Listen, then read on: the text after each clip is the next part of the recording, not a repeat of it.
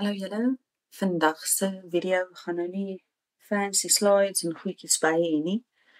Dis meer 'n recount, as ek die Engelse woord kan gebruik, van eintlike gebeure wat plaasgevind het. So bietjie meer as 2 weke terug omtrent het ons 'n oproep ontvang van ons buurvrou dat haar man in mekaar gesak het. En ons het gou-gou vinnig in die kar gespring. Nou dit was hier so rondom 6:30 die aand. Reënerige weer en al so aan. En ons het gou omgery daarna haar toe. En toe ons daar kom, het die oom in die een deur gelê. Mens kon maar sien dat dit nie goed gelyk het nie. Ons het hom toe nou verder uit die deur uitgetrek. Sy het toe nou intussen begin met KPR. Ons het hom verder uit die deur uitgetrek, dat daar 'n bietjie plek was om te kon werk, om te assisteer met KPR ensovoorts. Sy was toe nou reeds besig om van die mense in die omgewing te mobiliseer om te kom help. Het sy om hom by die hospitaal te kry of ambulans te laat kom ensovoorts ensovoorts. Nou, as jy al enige eerste hulp klasse ensovoorts bygewoon het, dan sê hulle vir jou, jy vervoer nie die persoon tensy dit in 'n ambulans is nie. Want sodra jy begin met KPR, kan jy nie stop met KPR totdat daar 'n ambulans of 'n dokter of iets opdaag wat meer ondervinding het met sulke tipe gevalle nie. Ons het deur die stappe gegaan om te kyk na die scene, so hazards, help hallo. So daar was nie enige hazards op die toneel nie, dit was in die huis self. Ons het reeds iemand gehad wat besig is om mense te kontak vir addisionele hulp. En die oom was ongelukkig nie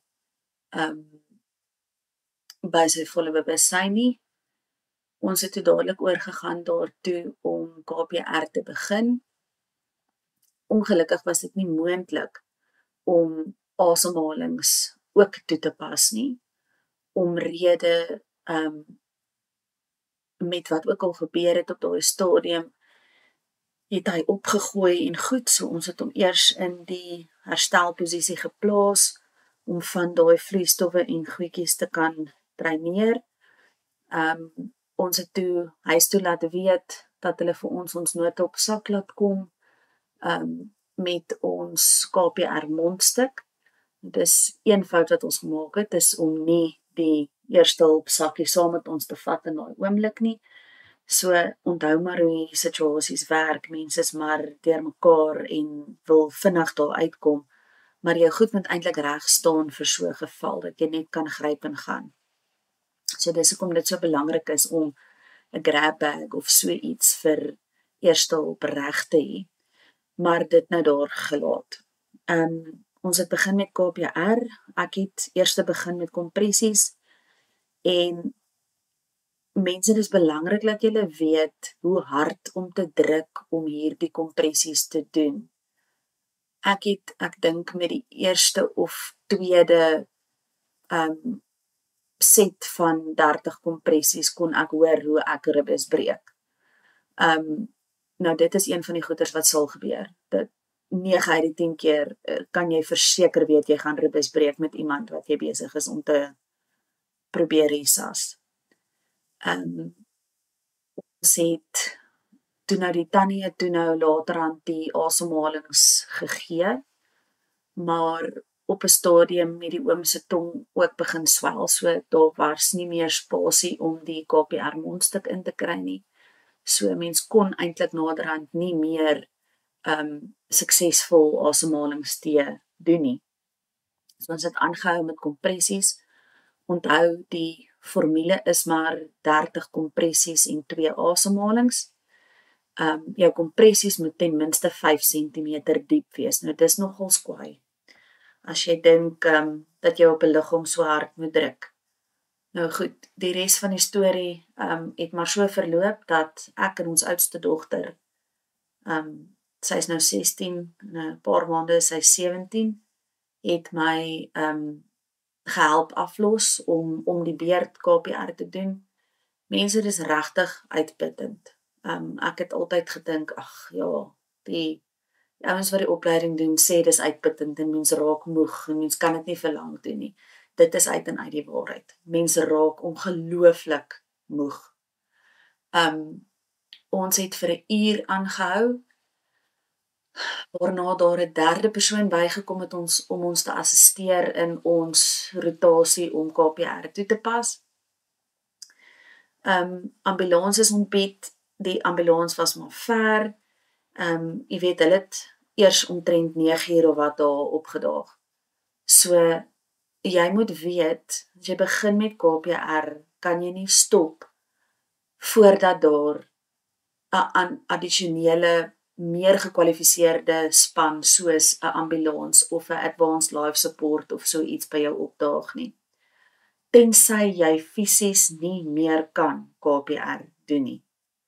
Nou, ons was baie naby aan daai punt gewees, totdat die derde persoon opgedaag het, en toe kan ons nou 'n bietjie langer rusperiodes tussen ons rotasies doen.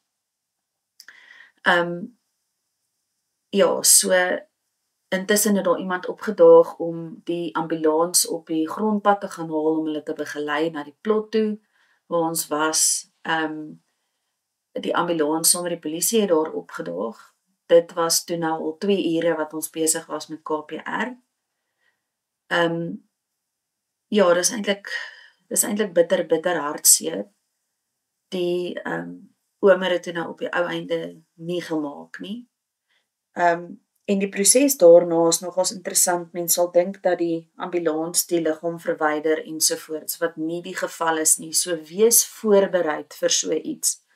As dit 'n geliefde is of so iets, hulle gaan nie die liggaam verwyder nie. Jy moet dan jou begrafnisondernemer kontak en hoop hulle het 'n na-uurse diens wat die liggaam kan kom haal. So wees voorbereid vir daai emosionele kant van dit ook. Ons het toe nou die tannie se begrafnisondernemers gekontak, en dit was 'n verdere 2 ure voordat hulle die liggaam kon verwyder het. Ons het daar by die tannie gebly.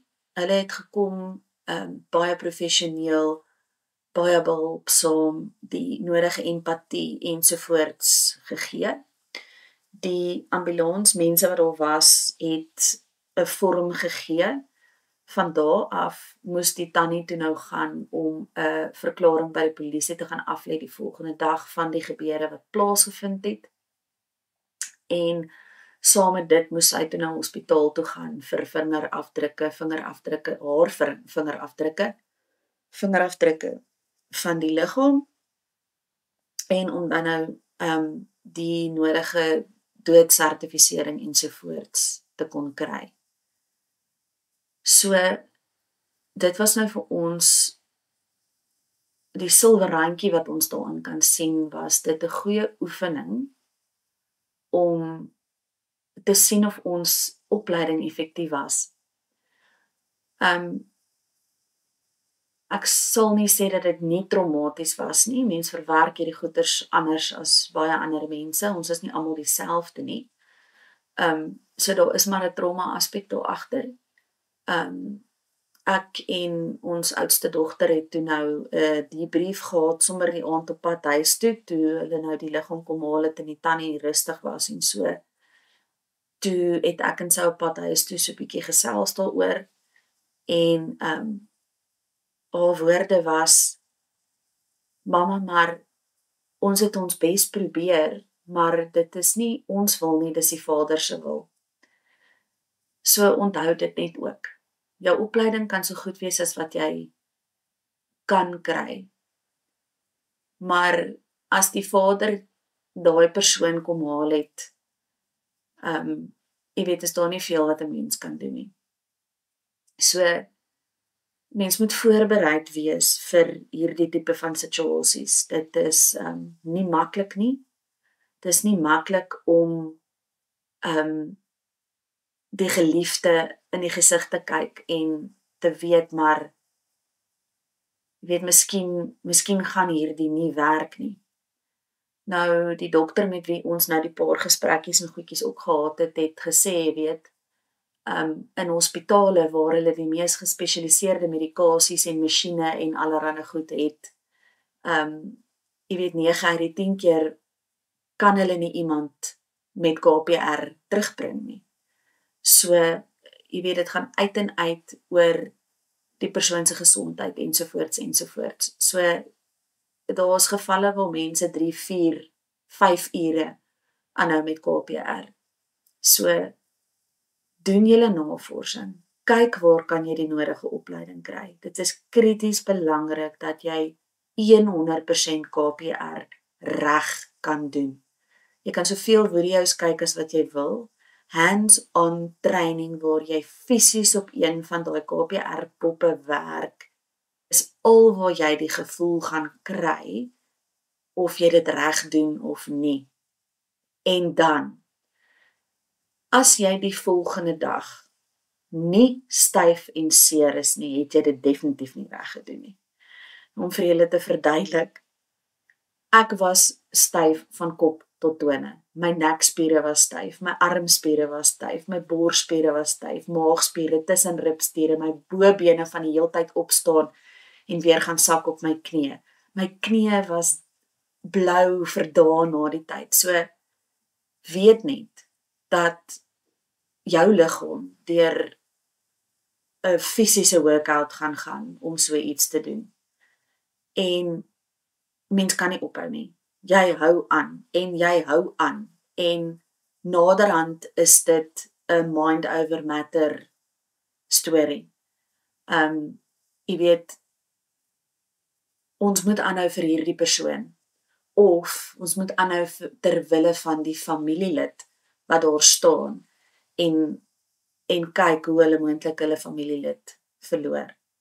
Soos wat ek sê, ongelukkig was dit toe nou nie suksesvol nie. Die oom het 'n massiewe hartaanval gehad en ek dink hulle noem dit 'n widowmaker, wat eintlik half ironies is, maar ja, dit was nie 'n lekker situasie nie. As jy kinders het wat opgelei is om dit te doen, doen 'n debrief met hulle en nie net een keer nie.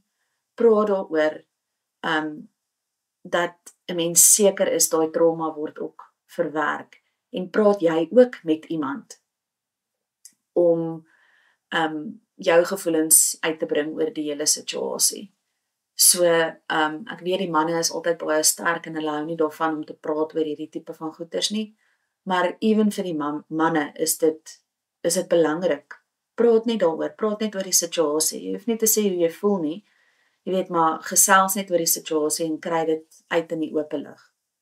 Maar ja, so ons was ten minste 2 wat opgelei was om te kan KPR doen en as dit ook nie was vir daai derde persoon nie, dink ek was ons baie vinniger moeg en sou ons heel waarskynlik moes opgee voor die ambulans daar gekom het.